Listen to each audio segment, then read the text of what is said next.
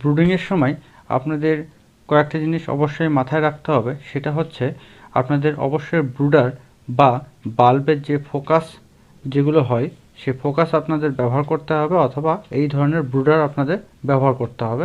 সেটা কিন্তু অবশ্যই আপনাদের অ্যালুমিনিয়ামের ব্যবহার করবেন, যাতে হিট ধরে রাখতে পারে।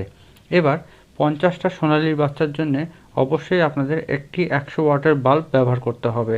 আপনাদের যদি 100টি বাচ্চা থাকে সেক্ষেত্রে আপনারা দুটি 100 ওয়াটের বাল্ব আপনারা ব্যবহার করবেন, এবং অবশ্যই আগে যেটা বললাম ব্রুডার বা ফোকাসে ব্যবহার করবেন বাল্বটি।